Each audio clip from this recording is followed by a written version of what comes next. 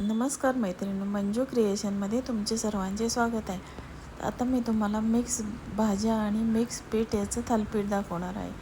चला तर मग मी यामध्ये 2 कांदे घेतलेले आहेत. आता हे कांदे आपण बारीक चिरून घेऊया आणि यामध्ये मी आणखीनही काही भाज्यांचा वापर करणार आहे. चला तर मग आपण आता मी कोणत्या कोणत्या भाज्या यामध्ये टाकल्या आहे हे तुम्हाला मी आता दाखवत आहे. यामध्ये मी आता कोबी, कांदा आणि मुळा.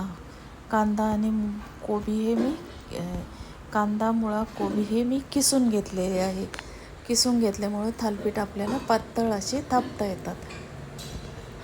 तर चला आता यामध्ये मी कोणत्या कोणत्या पिठाचा वापर करणार आहे हे तुम्ही नक्की बघा. आता हे थालीपीठ मी 2 व्यक्तींसाठीच लावत आहे, त्यामुळे मी हे सर्व प्रमाण थोडं थोडं घेतलेलं आहे. आता यामध्ये मी 1.5 चमचा ज्वारीचं पीठ वापरणार आहे. त्याच्यानंतर 1.5 चमचा मी गव्हाचं पीठ घेतलेलं आहे. आणि अर्धा चमचा बेसन पीठ आणि 1 चमचाभर नाचणीचे पीठ मी या ठिकाणी वापरले आहे. आता या ठिकाणी 1.5 चमचा नाचणीचे पीठ वापरलेले आहे. आता हे सर्व आपल्याला मिक्स करून घ्यायचं आहे. त्यामध्ये काही मी मसाले टाकणार आहे. आता यामध्ये मी जिऱ्याची पूड, धनापूड, जिरेपूड, धनेपूड आणि लाल मिरची पावडर, हळद आणि मीठ टाकलेलं आहे. आता हे सर्व मी मिक्स करून घेणार आहे.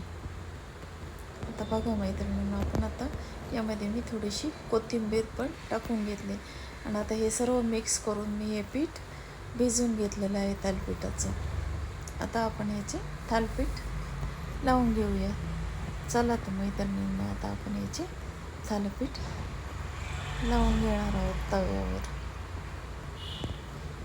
आता आपण मी निर्लेपच्या तव्यावर हे थालीपीठ तापून घेतलेलं आहे आणि आता याच्यावर झाकण ठेवून आपल्याला ते गॅसवर ठेवून द्यायचं आहे.